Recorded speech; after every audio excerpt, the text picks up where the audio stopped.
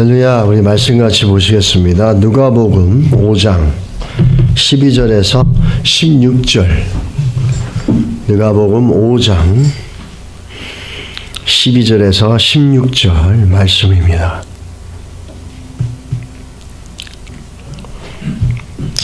찾으셨죠? 같이 한번 합동하겠습니다. 12절입니다. 시작. 예수께서 한 동네에 계실 때에 온몸에 나병 들린 사람이 있어 예수를 보고 엎드려 구하여 이르되 주여 원하시면 나를 깨끗하게 하실 수 있나이다 하니 예수께서 손을 내밀어 그에게 대시며 이르시되 내가 원하노니 깨끗함을 받으라 하신대 나병이 곧 떠나니라.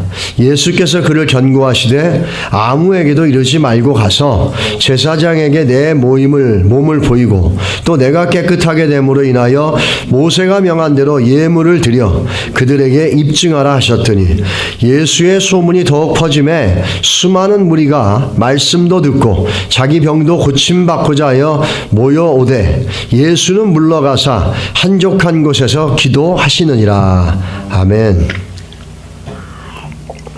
우리 같이 한번 기도하겠습니다. 우리 지난 카톡에도 올렸지만 우리 이규찬 집사님 가정, 제가 자꾸 조규찬이라 그래가지고 그 가수하고 헷갈려가지고 그랬는데 이규찬입니다. 이규찬 집사님 가정, 그 어머님 그 간 절개 수술을 하시는데 그 수술을 위해서 기도해 주시기 바랍니다. 하나님께서 깨끗하게 의술을 통해서 역사하시고 그 가정에게 더 큰 믿음의 은혜를 부어주시기를 기도해 주시고 또 미얀마 사역 선교 일정 가운데 함께 해주셔서 하나님께서 우리가 얼마나 오래 할지 모르겠지만 계속해서 우리에게 원하시는 그 뜻이 우리가 이룰 때까지 해나갈 수 있기를 바랍니다. 같이 한번 이 시간에 이 두 가지를 위해서 기도하겠습니다. 기도하시겠습니다. 하나님 아버지 주님의 은혜를 구합니다. 예수님의 이름으로 기도드렸습니다. 아멘. 할렐루야. 오늘 우리가 승리할 줄 믿습니다. 믿고 구한 것은 받은 줄로 믿습니다. 우리 이기찬 집사님 가정 안에 하나님께서 은혜를 주시고 또 우리의 사역 가운데도 주께서 많은 열매를 주실 줄 믿습니다. 오늘 그 누가복음 5장 12절로 16절의 말씀을 보시면서 우리가 정말 믿음은 어떤 것이며 또 믿음이라고 하는 걸 한마디로 정의하면 그리스도가 중심이 되는 삶입니다. 믿음이 그리스도가 중심이 되는 삶이고 믿음이 그리스도가 중심이 되는 믿음은 어떤 것인가 하는 것을 오늘 우리 본문을 통해서 볼 수가 있습니다. 그 한국에서 피아노 학원을 하는 원장 선생님으로 계시는 성도님이 한 이야기를 해주셨는데 이분은 그 피아노 학원을 운영을 하시다 보니까 많은 사람들이 와서 피아노를 배우지 않습니까? 그 한 아이 중에 이런 아이가 있답니다. 피아노는 치지 않고 학원만 오면 잠만 자는 거예요. 그래서 원장 선생님이 잠만 자지 말고 피아노를 치라고 좀 좋게 말씀을 했다는 타일러 줬답니다. 근데 옛날 같으면 아이들이 예 알겠습니다 하고 바른 자세로 피아노를 치는데요. 요즘은 다르답니다. 아이가 뭐라고 대답하냐면 이렇게 대답하더래요. 됐어요. 선생님 우리 엄마에게 돈만 받으면 되잖아요. 저 좀 가만히 놔두세요. 라고 말하면서 계속 학원에 가서 잠만 자더라는 겁니다. 이 지나치게 학원에 내몰린 엄마 아버지로부터 너무 몰려서 억지로 학원에 나오는 아이들의 심정을 조금 이해할 수도 있습니다. 그런데 이 아이의 의식을 볼 수 있는데 아이의 말 속에는 아이가 어떤 의식을 가지고 있는지를 볼 수가 있습니다. 좀 이 말을 보면은 첫째가 권위를 부정하는 아이의 의식을 볼 수 있습니다. 두 번째는 돈이면 된다는 황금 만능주의의 사고를 갖고 있다는 겁니다. 세 번째는 내 인생 간섭하지 말고 그냥 내가 알아서 살겠습니다라고 하는 어떤 지나친 개인주의가 거기 녹아있다는 겁니다. 이 작은 에피소드지만 그 말을 듣는 순간 오늘 많은 것들을 보게 해주고 또 한 가지 이 아이를 통해서 가정의 문제와 가정의 위기가 어떤 데서 야기되는지를 알 수가 있습니다. 우리 한국에 요즘에 많은 가정들이 크고 작은 위기들을 겪고 있다고 합니다. 한국인들이 가장 맞는 가족의 위기는 무엇일까라고 하는 것을 이 보사연 한국보건사회연구원에서 보고서를 서베이를 해가지고 보고서를 냈습니다. 그 내용은 이런 겁니다. 사회 환경 다변화에 따른 가족 위기 진단과 대응 전략 이렇게 나와 있습니다. 거기에 보게 되면 20살에서 64살까지 일반 국민 1,500명에게 전화를 해서 서베이를 한 겁니다. 그럴 때 가정의 위기를 갖다 주는 문제의 원인을 얘기할 때 가장 큰 문제 1순위가 뭐냐면 경제적 위기였습니다. 그리고 두 번째는 가족 관계 문제였고 세 번째는 자녀 돌봄과 노부모 부양 문제였습니다. 그리고 자살 위기, 재난 위기 이렇게 되어지는 겁니다. 가장 힘든 위기에 원인이 되는 절반에 이르는 게 뭐냐면 51.5%, 52%라는 거죠. 52%가 경제적인 문제에서 온다는 겁니다. 다시 말하면 많은 사람들의 문제가 경제적인 데서 오고 그 얘기는 모든 가정의 삶의 중심에 뭐가 있냐면 경제가 중심이 된다는 겁니다. 돈이 중심이 된다는 겁니다. 틀린 얘기도 아니지만 우리 성도의 삶에는 다시 돌아봐야 될 줄 믿습니다. 그 두 번째가 뭐냐면 22%가 가족관계 위기와 어려움이라는 겁니다. 그 다음에 자녀 돌봄, 그 다음에 부모 부양의 문제가 있는데 이런 문제들이 평균 6년 정도가 지속된답니다. 제일 큰 문제가 돈 문제, 경제적인 문제가 가장 큰 중심에 있습니다. 52%입니다. 반 절반이 넘는 거죠. 50% 이상이 돈 문제인데, 근데 문제는 뭔지 아십니까? 돈 문제가 왜 전부가 되냐면 52%의 돈 문제가 뭘로 이야기가 되냐면 가족 관계에 문제가 생긴다는 겁니다. 돈 때문에 생겨지는 그 악영향은 뭐냐면 가족의 관계들이 깨진다는 거예요. 그럼 가족관계까지 합치면 70%가 넘는 겁니다. 75%가 결국엔 돈으로 인해서 생겨지는 문제라는 거죠. 즉 문제의 가장 핵심은 돈, 경제적인 문제라는 겁니다. 사람도 아니고 부모도 아니고 자녀들도 아니고 인간관계, 부모, 가족 간의 관계도 아니고 가장 중요한 건 돈으로 말미암아 70%의 문제가 결정되어진다는 거죠. 여러분 구약에서 보면은 우리가 지난번에 살펴봤지만 두 가정의 예를 한번 좀 극명하게 대조되는 두 가정의 예를 좀 볼 수가 있습니다. 하나는 엘리 제사장의 가정입니다.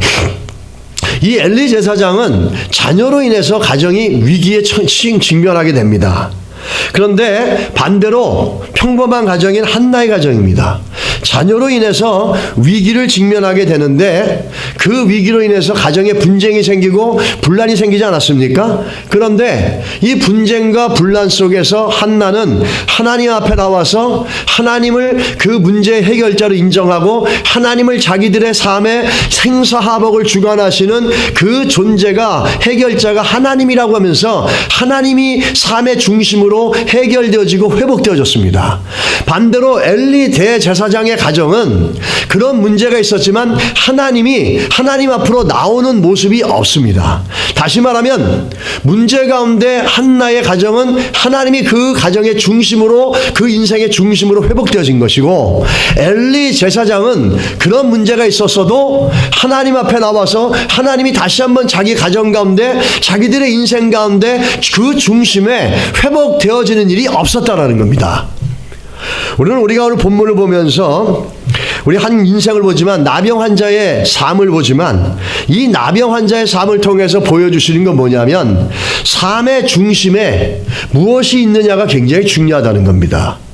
우리 삶의 중심이 무엇인지를 이 나병 환자의 삶을 통해서 여러분과 제가 좀 살펴볼 수 있는 은혜가 있게 되기를 주의로 축복합니다. 이 나병 환자의 믿음을 먼저 한번 보시기 바랍니다.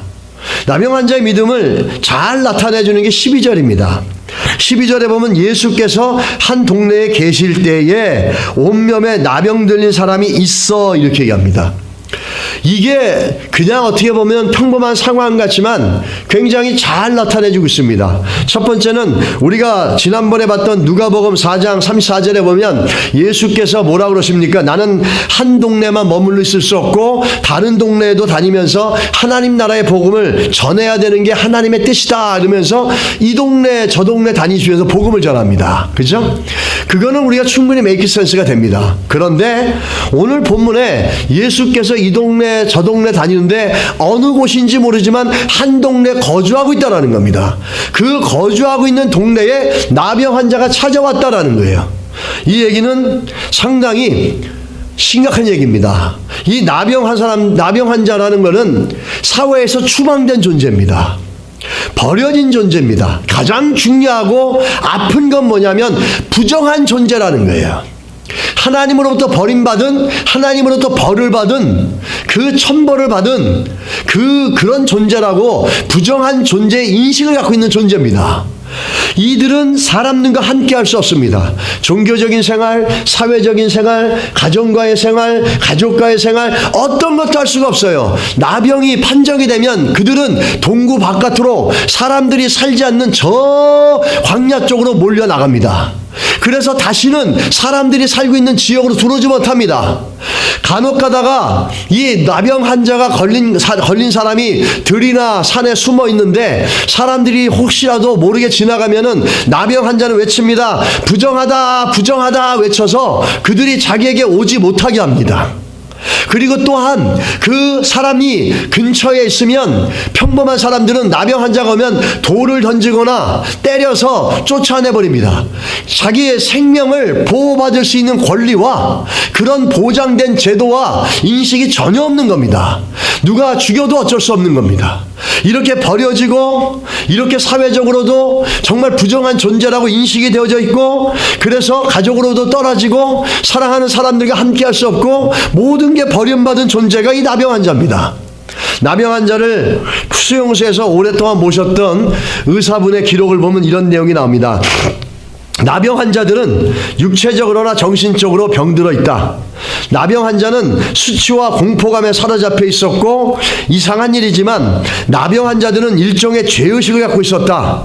사람들이 기피하고 멸시했기 때문에 어떤 나병 환자는 자기의 생명을 스스로 끊어버린다고 해도 가치가 없기 때문에 괜찮다고 생각하는 겁니다. 실제로 어떤 사람은 그렇게 했다라고 이렇게 얘기합니다. 나병 환자는 다른 사람들에게 미움받는 존재라고 인식하고 있는 거예요.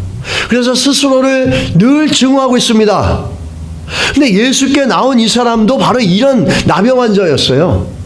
그 얘기는 뭐냐면 이가 나병 환자라서 예수께 그 동네에 들어온다는 것조차도 목숨을 감수하면서 들어와야 된다는 겁니다.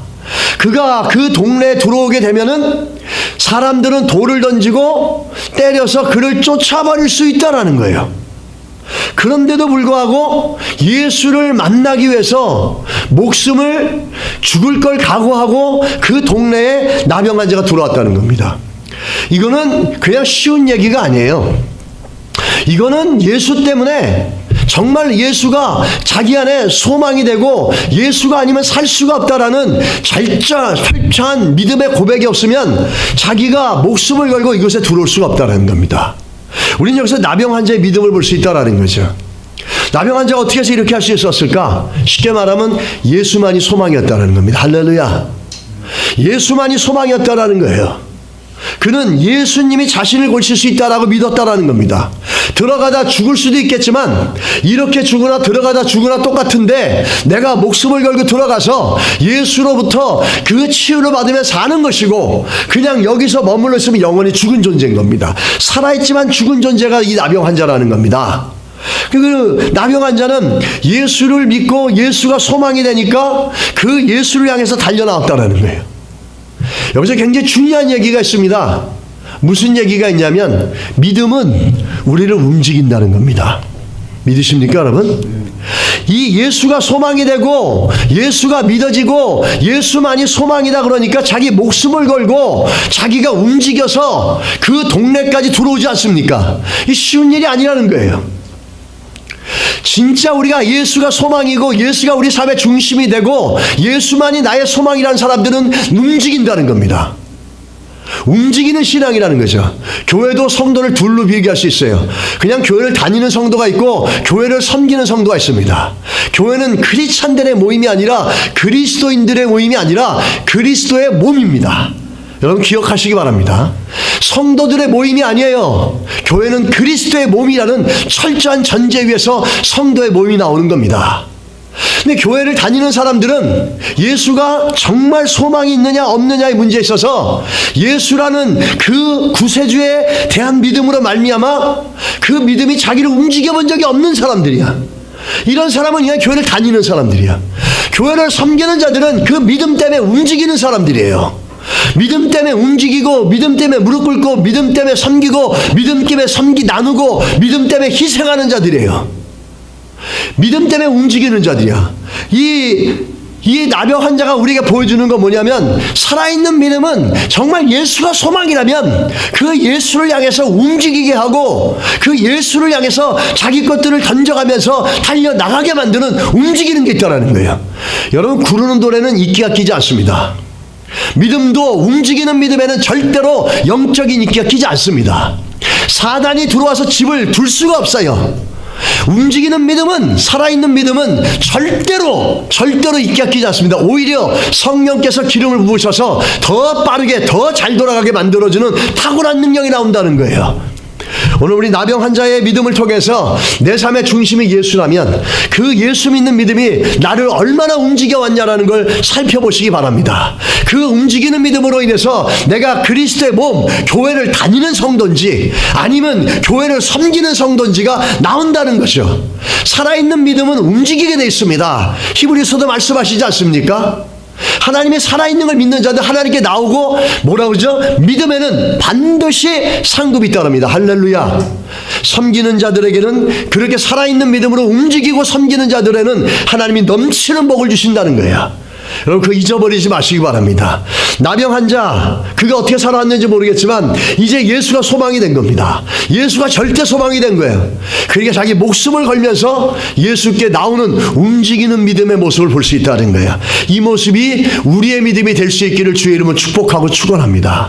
이게 우리의 믿음이 돼야 돼요. 화석처럼 모양만 있지 생명력 없는 믿음이 아니라 예수가 나의 정말 소망이라면 움직여야 된다는 거죠. 움직이지 않는 성도들이 이 땅에 얼마나 많습니까? 여러분 우리가 작지만은 움직이는 교회가 되고 움직이는 성도의 모임들 움직이는 그리스도의 몸이 되기를 간절히 축복하고 축원합니다. 우리 두 번째 보시면 예수의 반응입니다. 우리 13절에 예수께서 뭐라 그러십니까? 예수께서 손을 내밀어 그에게 대시며 이르시되 내가 원하노니 깨끗함을 받으라 이렇게 얘기합니다. 오늘 나병 환자가 예수께 나오면서 뭐라고 구하는지 아십니까? 예수께 간청하는 기도의 내용을 보면 이렇게 얘기합니다. 주님이 하실 수만 있거든 나를 고쳐주십시오. 이게 아닙니다. 예수께서 할 수 있느냐 없느냐 이런 문제가 아니에요. 나병 환자는 이미 예수는 하실 수 있다라는 믿음이 있다라는 거예요. 그래서 나온 게 뭐냐면 예수께서 원하시면 나를 깨끗하게 해주실 수 있습니다 이러는 겁니다. 여러분 지금 예수께 간청하는 이 나병 환자의 기도 내용을 보게 되면은 뭐가 나오냐면 얼마나 이 인생이 상처받고 버려지고 무시당하고 정말 조롱당하고 그 깊은 삶 속에 그 버려지고 무시당했던 그 아픔이 되어 있습니다.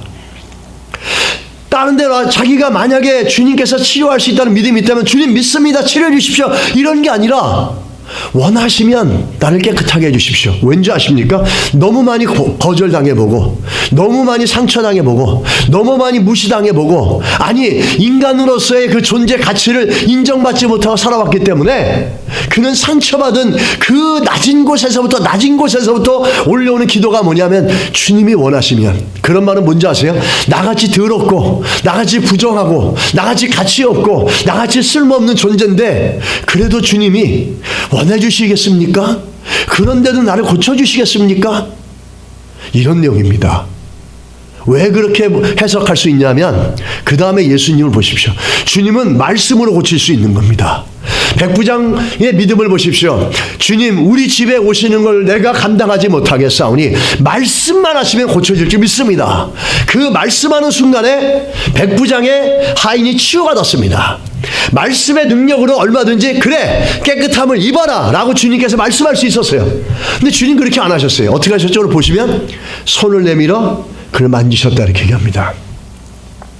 그 얘기는 그 상처받고 아파하고 정말 소망이 없이 살아왔던 그 아픔을 주님께서 손으로 대해주셨다는 거예요. 아무도 그 인생 가운데 그를 만져준 사람은 없을 거예요. 문둥병 환자를 갖다가 손을 잡아주고 악수를 하고 안아준 사람은 없었을 거예요. 여러분 가끔 가다가 그 소록도나 이런 데 갔다 오신 분들 중에 이런 얘기를 한대지 않습니까? 그 가면은 음식을 차리면 어떤 사람들은 못 먹는데요. 그분들 손으로 이렇게 가는 것도 힘들지만 못 먹는데요. 근데 그분들이 이런 손을 가지고 와가지고 사과를 갖다 주는데 그걸 받아서 먹는 사람들은 몇 명 안 된답니다. 너무 흉측하니까. 근데 그걸 받아서 천연스럽게 잘 까먹고 대화하는 사람들은 그분들은 그렇게 되면은 그런 사람들은 정말 저 사람은 크리스찬이다라고 인정도 한답니다. 쉽지 않을 거예요, 여러분.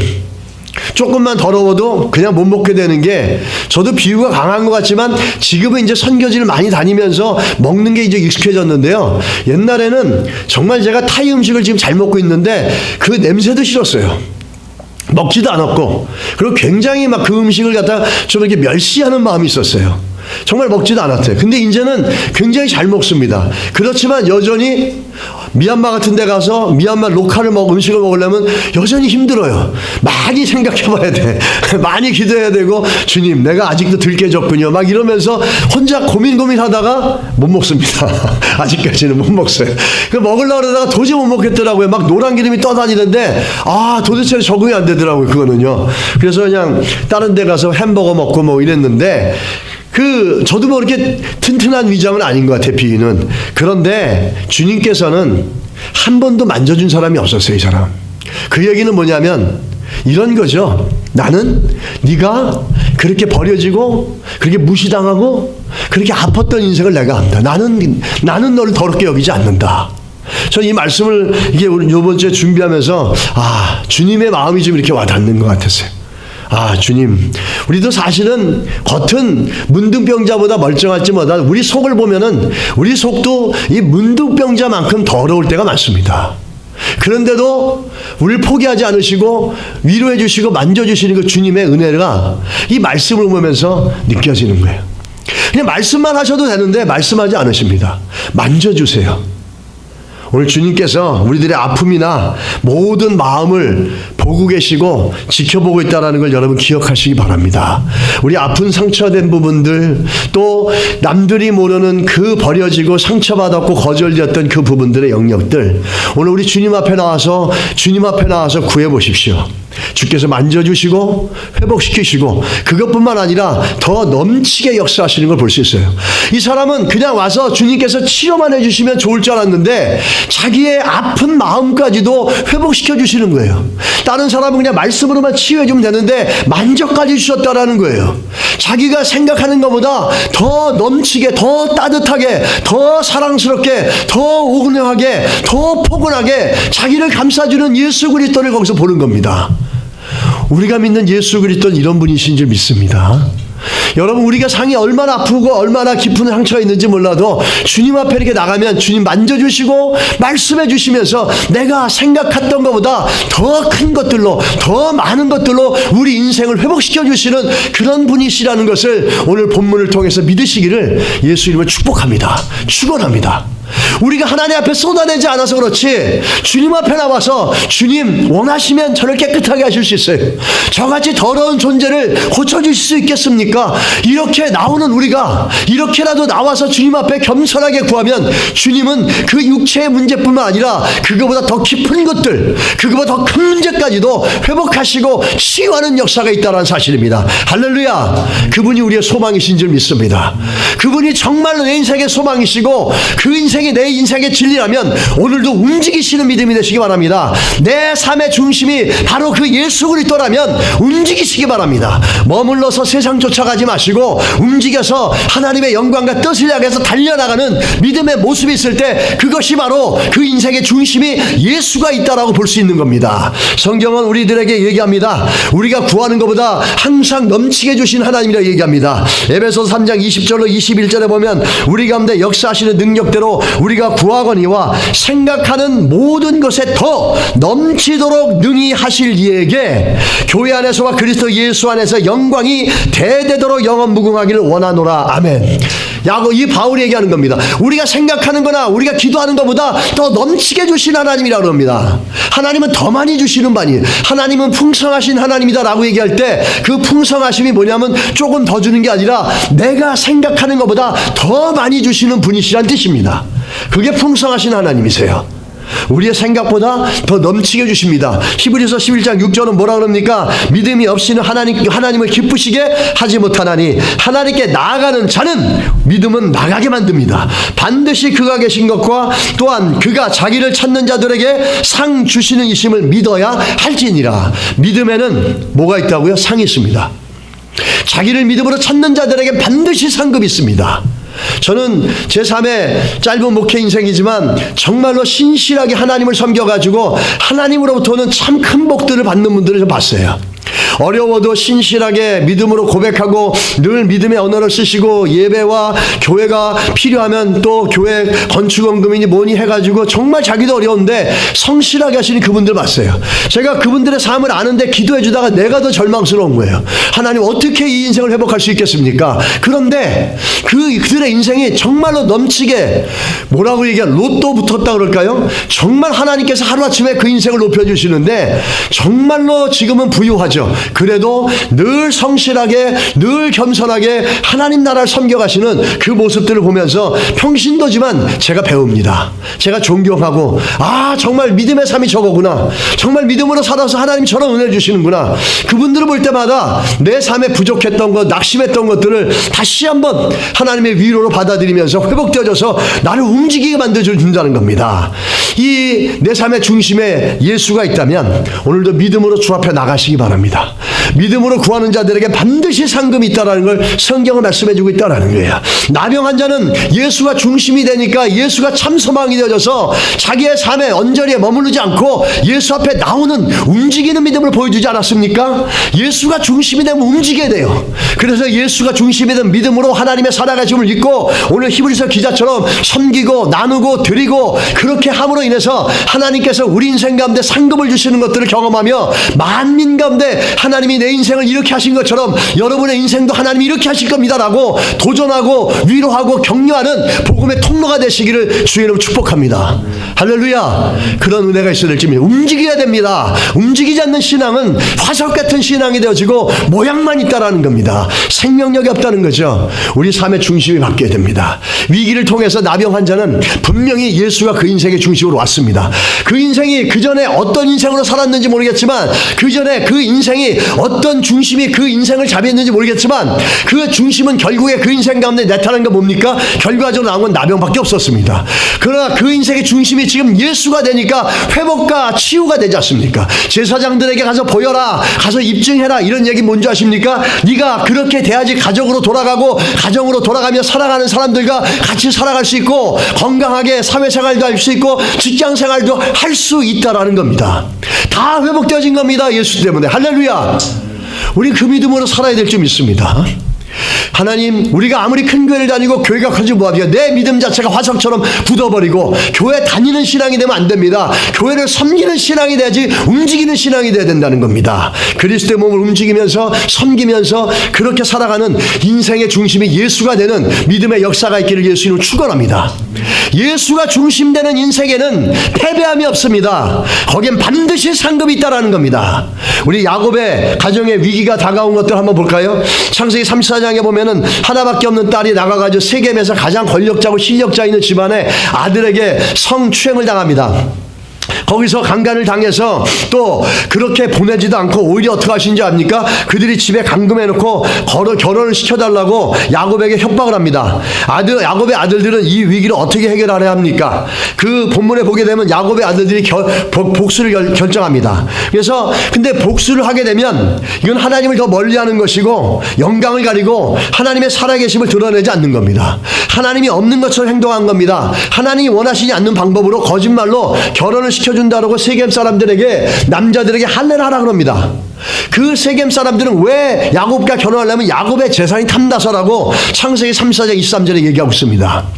그래서 모두 할례를 받은 지 3일째 될 때 이 시몬과 레이가 듭스에 다 죽여버립니다.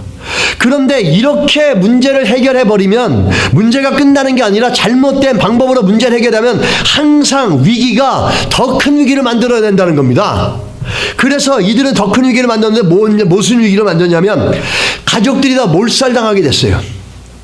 그 지역의 패권을 잡고 있는 가나안 족속과 브리스 족속이 같이 연합을 해서 이들을 다 죽이려고 덤벼들고 있어요.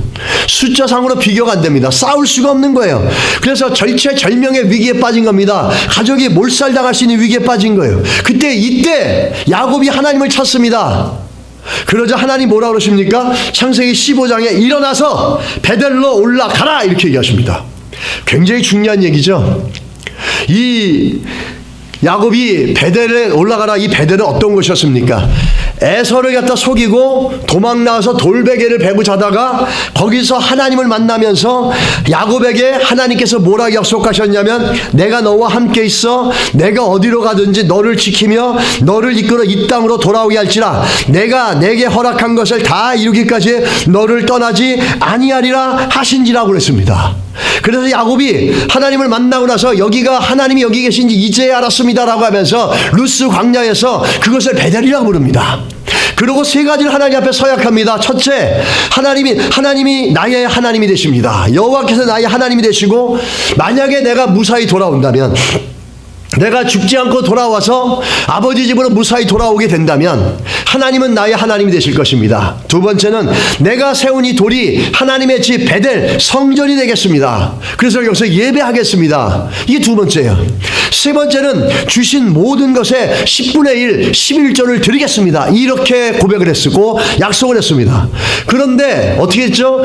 여기 그 라만의 여러 가지 출입과 속임수에도 하나님께서 지키셔서 결국에 돌아와서 형과 화해를 하고 거대한 부호가 되지 않습니까? 부자가 되지 않습니까? 그런데 이 야곱은 의도적으로 베델로 가지 않고 세켐에 남습니다.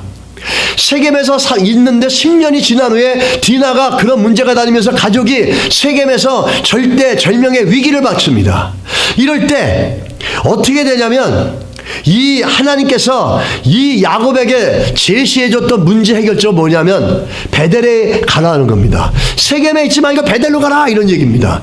세겜은 어떤 겁니까? 돈이 많으니까 거기서 누리면서 세상 재미 다 누리고 하나님께서 주신 부어 갖고 이렇게 살다 보니까 하나님으로부터 멀어지고 마치 오늘날 성도들이 하나님께서 복 주시면 그 돈 쓰느라고 그 돈 재미 때문에 교회에 멀어지고 예수 그리스도 멀어지고 신앙과 점점 멀어지고 그래도 이제 나 혼자 살 수 있다고 생각하면서 여지까지 지켜오신 하나님의 은혜를 다 잊어버리는 겁니다. 야곱이 그렇게 된 거예요. 세겜에서 세상의 중심에 사는 겁니다. 그 삶의 중심이 야훼 하나님이 아니었어요. 자기를 지켜주셨던 하나님이 아니라 그 세상의 누림과 즐거움과 재미가 야곱의 삶의 중심에 있었던 겁니다. 그 문제를 통해서 하나님께서 뭐라고 말씀하시냐면 베델로 들어가라. 네 삶의 중심을 바꾸라는 겁니다. 할렐루야. 세겜은 세상이야. 세상의 중심이 아니야. 오늘날도 마찬가지죠. 위기 가운데 있고 문제 가운데 있는 이들에게 우리에게 세겜에 있지 말고 베델로 돌아가라. 하나님이 이렇게 해결책을 제시하는 거예요. 이게 무슨 얘기죠? 네 삶의 중심이 안 바뀌었잖아. 네 삶의 중심이 세상의 재미고 너의 복락이고 너의 영광이고 사람들의 칭찬이고 사람들의 인정이고 너 그렇게 살고 있잖아. 그거 버리고 원래 네가 가야 됐던 것 베델로 돌아가서 하나님이 중심되는 삶을 살라라고 얘기하는 거예요. 그게 문제 해결이었다는 거죠. 세겜에서 베델로 바뀌어지는 역사가 있기를 주의로 축원합니다. 그래서 움직이시길 바랍니다. 삶의 중심이 바뀌었던 거죠. 그 나병 환자가 예수가 삶의 중심이 되자 그가 움직였던 것처럼 야곱이 삶의 중심이 다시 예수 하나님으로 되면서 예수 그리스도가 되면서 그 인생이 위기 가운데 벗어납니다. 우리의 삶의 중심이 어디에 있는지를 여러분 확인해 보시고 점검해 보시기를 주의 이름으로 축복합니다. 정말 예수가 내 삶의 중심이 되면 내가 그 움직이는 신앙이 되어야 됩니다. 말씀 앞에, 기도 앞에 세상의 연락과 세상의 기쁨과 하나님께서 주시는 은혜를 다 잊어버리고 그거 오래 못 간다는 겁니다. 그거 누리고 있다가 다 놓친다는 거예요. 하나님 어쩜 오늘 말씀을 통해서 우리 사랑하는 성도들에게 중심을 바꾸라고 메시지를 전하시는지 몰라요. 믿음으로 받아들이시고 움직이는, 주를 위해서 움직이는 신앙 되시기 바랍니다. 세상의 연락과 기쁨 쫓아가지 마시고 주께서 주신 복이 있고 주께서 주신 은혜가 있다면 하나님을 향해서 움직이시기 바랍니다. 그래야지 하나님께서 우리들을 향해서 정말 베델에서 주신 안정감과 더 풍성함과 기름진 것을 우리 인생에 주시고 믿음으로 구하는 자들에게 주시는 상급을 우리에게 주실 줄 믿습니다. 여러분은 우리의 삶의 중심이 예수가 되기를 다시 한번 축원합니다. 우리가 오늘 본문에 보면 참 재밌는 게 있어요. 예수께서 한적한 곳에 가셨다 이렇게 얘기합니다. 16절에. 참 재밌는 거는 15절에 보면은 16절의 사건이 좀 이해가 안 됩니다. 15절에 이렇게 얘기하죠. 예수의 소문이 더욱 퍼짐에 수많은 무리가 말씀도 듣고 자기 병도 고침을 받고자 하여 모여오되 이렇게 얘기하고, 그런데 예수께서는 한적한 곳을 가더라. 다시 말하면 예수께서 이 군중들을 피했다라는 거예요. 아니, 나병 환자를 만나주고 이 사람들도 병 고치려고 하는데 이 사람들은 왜 피했느냐, 이렇게 질문을 던질 수 있는 부분이에요. 예수께서는 이들을 피하신 게 아니라 주님은 다가오는 군중들이 정확하게 나병 환자와 같이 주님을 인격적으로 신뢰하면서, 오늘 본문에 보면은 12절에 뭐라, 주여 원하시면 이렇게 얘기하죠. 나병 환자는 예수를 인격적으로 알고 예수가 누군지를 분명히 알고 있습니다. 그래서 호칭을 뭐라 그러죠? 주여라고 얘기합니다. 그러면서 그렇게 인격적으로 신뢰하고 구체적인 믿음으로 나옵니다. 원하시면 나를 치료할 수 있습니다. 원하시면 나를 깨끗하게 할 수 있습니다. 라고는 예수 그리스도가 누구인지를 알고 그 누구인지를 통해서 나오는 능력을 정확하게 믿고 왔다라는 거예요. 근데 이 대중들은 예수가 병 고친다는 얘기만 듣고 그런 얘기 가운데, 대중의 인기 가운데, 예수 그리스도를 향한 인기 가운데 같이 그 인기의 소식에 끌려가지고 오는 거예요. 쉽게 말하면 이 대중의 인기는 사단의 공격입니다. 뭐라 그러죠? 네가 하나님의 아들이면 뛰어내려봐라. 그러면 천사가 받쳐줄 거 아니냐, 이런 얘기입니다. 이것과 동일한 겁니다. 그러면 네가 고생하지 않아도 메시아인 거 알 거 아니냐? 너의 인기를 갖다 보여줘라. 이 가장 피하려고 했던, 예수께서 피하려고 했던 사단의 위협이 하나인데 그 중에 하나를 갖고 이 대중들이 예수 그리스도의 인기 때문에 나오는 겁니다. 주님은 그걸 아시는 거죠. 정말로 주님이 어떤 분이 인격적으로 믿고 나오는 믿음과 그 대중들에게 인기의 그 소리에 들려가지고 그것에 묻혀서 나오는 신앙의 그 모습과 예수께 나오는 동기가 다르다는 걸 주님은 아시는 겁니다.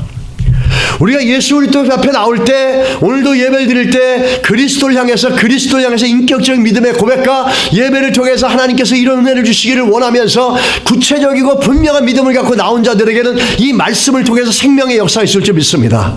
그런데 오늘도 그냥 예배 드리고 나오니까 나오는 거고, 그냥 다니러 가니까 나오는 거고, 이렇게 불분명한 믿음의 모습으로 나오게 되면 주께서 피하실 수가 있는 거예요. 만나실 수가 없다라는 거예요. 그들을 피해서 예수께서 한적한 데 가서 내가 너희들에게 유혹당하고 현혹당하니 내가 잠잠하게 하나님 앞에 독대하며 하나님 앞에 기도하겠다라는 겁니다.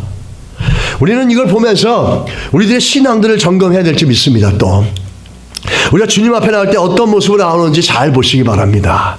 우리 삶의 중심에 예수가 되어져서 이 나병 환자처럼 구체적이고 분명한 인격적인 믿음의 고백을 갖고 예배 앞에 쓰고 예배를 드려간다면 그 예배 속에 하나님께서 주시는 엄청난 은혜와 복이 있을 것이고, 또 그런 인생 가운데 하나님께서 주시는 믿음의 상급은 넘칠 줄 믿습니다. 여러분, 그런 태도로 나와야 된다는 겁니다. 근데 이들은 전혀 잘못된 태도로 나왔고 예수께서 도망가고 피하려고 하는 신앙의 모습이 하나인 겁니다. 이 사람들의 칭찬과 인정이, 또 사람들의 인기가 예수 그리스도가 원하는 게 아니었어요. 그게 만약에 예수께서 원하는 거면 사람의 인정과 인기가 예수께서 원하는 건 높은 데서 뛰어나서 천사가 바치라 그러면 그 존재감은 엄청나게 파급될 겁니다. 근데 예수는 그렇게 하지 않았다는 거예요. 그와 똑같은 유혹이 담겨져 있는 거예요. 그래서 예수는 그를 안 만나고 피하는 겁니다. 여러분, 우리 주님 앞에 나올 때 어떻게 나옵니까? 나병 환자처럼 나옵니까? 아니면 이렇게 대중적인 인기에 물려서 그냥 다니러 나오는 믿음으로 나오시는 겁니까? 점검되어질 수 있기를 주님은 축복합니다. 예수가 중심이 되어져야 됩니다. 오늘날 우리가 많은 위기 가운데 있습니다. 가정의 위기, 경제의 위기, 인권의 문제, 계도의 문제. 근데 이런 정치의 문제도 있지만 가장 핵심적인 건 뭐냐면 하나님을 떠나는 데서 문제가 있다는 겁니다. 가정이 하나님으로부터 멀어지고 야곱 가정처럼 야곱이 하나님으로부터 멀어져서 얻은 게 뭡니까? 그 추잡함과 그 가정이 생존의 위기에 몰리는 것까지 걸렸습니다. 하나님을 떠나는 게 가장 큰 문제라는 거예요. 미국의 역사 속에 청소년의 범죄와 청소년의 문제가 급증한 데가 언제냐면 케네디가 성경의 하나님을 예수 그리스도를 공식적으로 인정하고 드러내고 공식적인 행사에 기도를 빼고 하나님의 이름을 부르는 걸 멈춰가지고 학교에서 애들이 모여서 기도하는 걸 멈추고 이렇게 모든 교과서에 그런 걸 빼버리고 이렇게 되어지면서 급증했던 게 뭐냐면 청소년의 문제들이 급증해 올라옵니다. 그 복음 안에 있을 때는 괜찮았는데 그러면서 막 청소년 문제들이 급증해 올라오면서 사회적으로 큰 이슈가 된 게 케네디 대통령의 중심을 통해 특히 60년대 초중반입니다. 하나님을 인정하는 것, 사회 속에서, 국가 속에서, 정치 속에서 하나님을 인정하고 성경적 가치관대 사는 것은 우리의 인생의 복락에 결정되어 있는 겁니다. 여러분 믿으십니까? 우리 가정도 마찬가지입니다. 하나님이 중심되어지고 예수가 중심된 인생을 살 때 우리 자녀들이 조금 실패하고 무너질 수도 있지만 그들은 다시 일어날 수 있다는 거예요. 다시 회복하고 다시 은혜 가운데 하나님의 역사 가운데 살아가는 인생이 될 수 있다는 겁니다. 절대로 어떤 것 가운데도 우리 삶의 중심이, 가정의 중심이 예수로부터 멀어지면 안 됩니다. 내 삶의 결정이 예수와 가까워지는 결정으로 가야 되고 들려오는 소문 중에서도 들려오는 얘기 중에서도 예수와 가까워지는 것에 아멘으로 결정해야지 예수와 가까워지는 건 노라 그러고 세상과 가까워지는 건 예스라고 한다면 우리는 야곱과 같이 순노와 레를 반드시 위기에 직면하게 된다는 겁니다. 이 불신자 중에 무신론자 중에 우리 전 세계 무신론을 이끌어가는 학자들 중에 리차드 던킨스하고 다니엘 데니트하고 크리스토 히친스가 있습니다. 이 사람이 지금 20세기 21세기의 모든 무신론을 이끌어가는 대표적인 사람들입니다. 근데 이 사람에게 엄청난 영향력을 준 사람이 누구냐면 안토니 플러라는 교수입니다.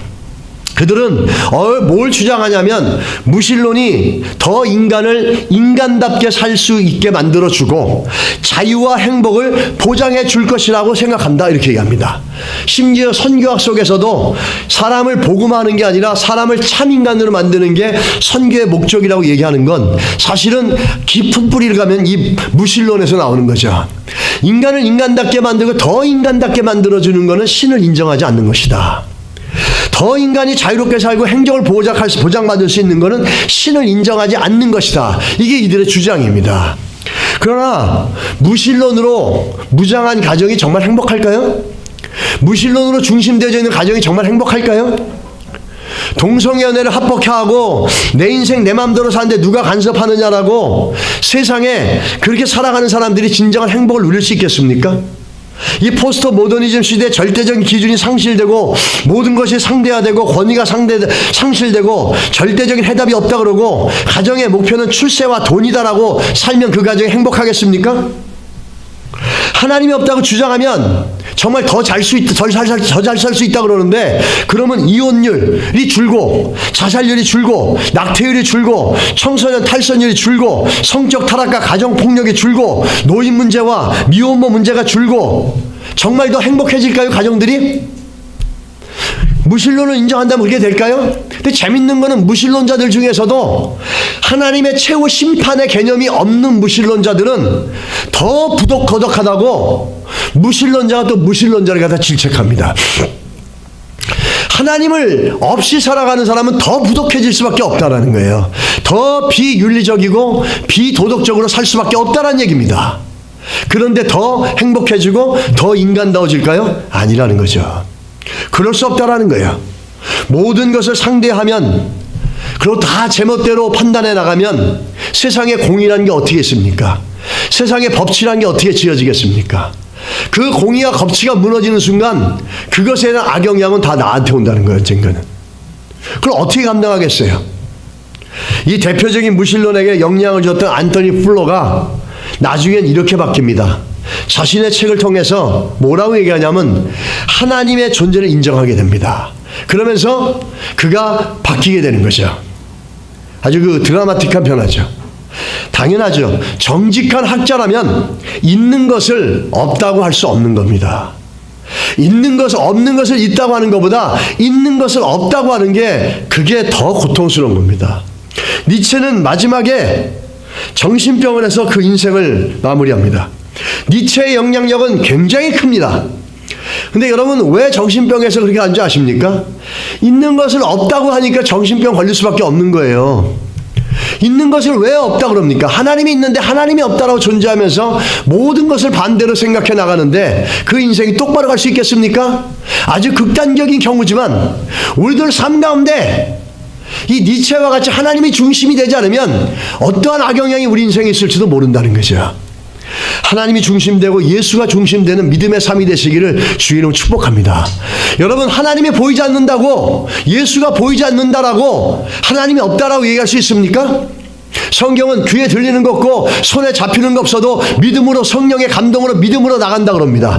우리에게 보이지 않지만 성령을 통해서 믿음이 하나님의 말씀이라고 우리에게 가르치지 않습니까? 눈에 보이지 않고 귀에 안 들린다고 존재하지 않습니까? 그럼 이건 어떻게 얘기하실 거예요? 인간이 듣는 청력은 20Hz에서 20,000Hz 주파수랍니다. 이 20,000Hz가 넘으면 인간이 들을 수가 없어요. 그걸 초음파라 그러죠. 근데 우리는 못 들어도 누가 듣냐면 박쥐가 듣는다는 겁니다. 또 인간이 볼 수 있는 이 시야는 380나노미터에서 780나노미터까지 간다는 겁니다. 근데 적외선과 자외선이 존재합니다. 적외선과 자외선은 인간의 눈으로 볼 수 없는 겁니다. 내가 볼 수 없다고, 내가 귀에 듣지 못한다고 해가지고 존재하지 않는다고 얘기할 수 없다라는 겁니다. 그럼 와이파이는 보이지도 않는데 어떻게 우리가 오늘날 인터넷을 쓰고 그 4G니 5G를 쓸 수 있겠습니까? 듣는 거, 보는 거 안 된다고 존재하지 않는다는 게 아닙니다. 우리가 믿음으로 예수께서 우리 인생의 중심되는 것은 믿음으로 볼 수 있다는 거예요. 천지 만물이 하나님 말씀으로 지어졌다는 거 성경이 뭐랍니까? 믿음으로만 할 수 있다는 거예요.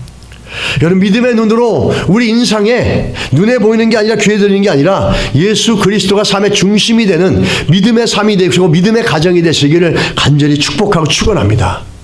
하나님을 부정한다고 눈에 안 보이기 때문에 귀에 안 들린다고 하나님을 부정한다고 해서 하나님이 존재하는 것은 아니라는 겁니다. 성경은 뭐라 그럽니까? 어리석은 자는 그의 마음에 이르기를 하나님이 없다 하라 그렇게 얘기합니다. 제일 무서운 게 뭔지 아세요 여러분? 로마서 1장에 가면은 제일 무서운 게 하나님의 징계가 어떻게 나타나는 줄 아십니까? 성경에 보면은 로마서 1장에 부패한 모든 내면들을 나타내는 공통적인 하나님의 질책이 있어요. 그게 뭐냐면 내버려 두사예요. 내버려 두사, 내버려 두사, 내버려 두사. 더러움에 내버려 두사, 정욕에 내버려 두사, 내버려 두는 거예요. 불순종에 내버려 두는 거. 왜? 이미 그렇게 살면은 그렇게 끝날 수밖에 없다는 거예요. 근데 사랑하는 사람들은 내버려 두지 않습니다. 징계를 하거나 야곱처럼 그런 문제를 통해서 그들이 다시 베델로 돌아가게 만든다는 겁니다. 때로는 우리에게 문제를 주시는 거 감사하시기 바랍니다. 그 문제를 통해서 세겜 중심으로 살았다가 베델 중심으로 하나님 변화시키고 내버려 두시지 않는 하나님의 사랑과 은혜가 있다는 겁니다. 할렐루야. 믿으시길 축복합니다. 우린 문제가 있으니까 절망하고 낙심하고 원망하는데 그렇지 않다라는 거죠. 그걸 통해서 베델로 옮기시려고 하는 하나님의 선한 목적이 있다라는 거죠. 내버려 두는 게 무서운 거예요. 돈을 많이 벌었는데 그 돈 쓰고 돈 누리고 세상 재미에 그냥 빠지는 것처럼 야곱이 그랬어요. 야곱 그렇게 내버려 뒀으면 야곱이 이스라엘 될 수 있었겠습니까? 없었죠. 하나님의 계획이 있다는 거죠. 하나님이 때로는 문제를 통해서 우리를 돌이키게 하고 문제를 통해서 돌아보게 하셔서 우리의 삶의 중심을 세겜에서 베델로 바꾸는 은혜와 복이 있다는 사실을 기억하시기 바랍니다. 하나님은 우리들 가운데 일하십니다. 오늘 히브리서 11장 3절 말씀 그냥 하나 읽어드리고 마치겠습니다. 믿음은 바라는 것의 실상이요 보이지 않는 것의 증거니 선친들이 이로써 증거를 얻었느니라. 믿음으로 모든 세계가 하나님의 말씀으로 지어진 줄 우리가 아나니 보이는 것은 나타난 것으로 말미암아 된 것이 아니니라. 할렐루야. 믿음으로 보시기 바랍니다. 히브리서 1장 3절에 이렇게 얘기합니다. 그의 능력의 말씀으로 만물을 붙드시며 죄를 정결하게 하는 힘을 하시고, 하나님의 말씀으로 만물을 붙들고 있다는 겁니다. 여러분과 저도 우리 인생이 견고한다면 주의 말씀이 우리 인생의 중심으로 견고하게 세워질 때 우리 인생이 견고하고 안정감을 누릴 줄 믿습니다. 삶의 중심에 그리스도가 다시 회복되어져서 움직이는 신앙의 삶을 사시기를 주의 이름으로 축원합니다. 기도하겠습니다. 오늘 말씀 생각하면서 한번 기도하겠습니다. 우리 삶의 중심에 정말 예수가 있다면 나는 움직이고 있는가? 나는 섬기고는 있는가? 나는 그냥 다니는 신앙인인가? 나는 정말 움직이는 신앙인인가? 여러분 한번 점검하시고 그렇지 못하면 이 시간 회복되기를 기도하시기 바랍니다. 기도하겠습니다. 하나님 아버지, 우리가 정말 움직이는 신앙이 되게 하여 주시기 원합니다.